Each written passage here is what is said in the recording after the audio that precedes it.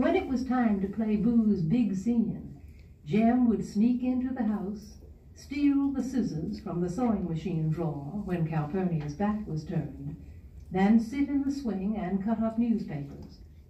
Dill would walk by, cough at Jem, and Jem would fake a plunge into Dill's thigh. From where I stood, it looked real. When Mr. Nathan Radley passed us on his daily trip to town, we would stand still and silent until he was out of sight, then wonder what he would do to us if he suspected.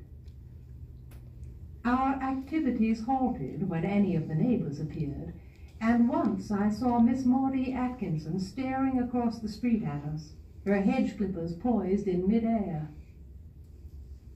One day we were so busily playing Chapter 25, Book 2 of One Man's Family, we did not see Atticus standing on the sidewalk looking at us, slapping a rolled magazine against his knee. The sun said 12 noon. "What are you all playing?" he asked. "Nothing," said Jem. Jem's evasion told me our game was a secret, so I kept quiet. "What are you doing with those scissors, then? Why are you tearing up that newspaper? If it's today's, I'll tan you." "Nothing." "Nothing what?" said Atticus. "Nothing, sir."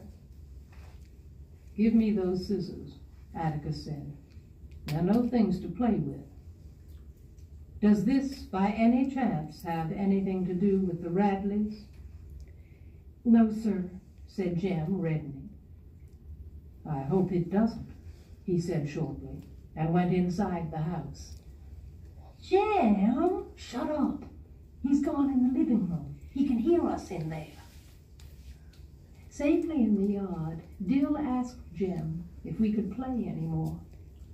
"I don't know. Atticus didn't say we couldn't." "Jem," I said, "I think Atticus knows it anyway." "No, he don't. If he did, he'd say he did." I was not so sure, but Jem told me I was being a girl, that girls always imagined things. That's why other people hated them so. And if I started behaving like one, I could just go off and find some to play with. "All right, you just keep it up then," I said. "You'll find out." Atticus's arrival was the second reason I wanted to quit the game.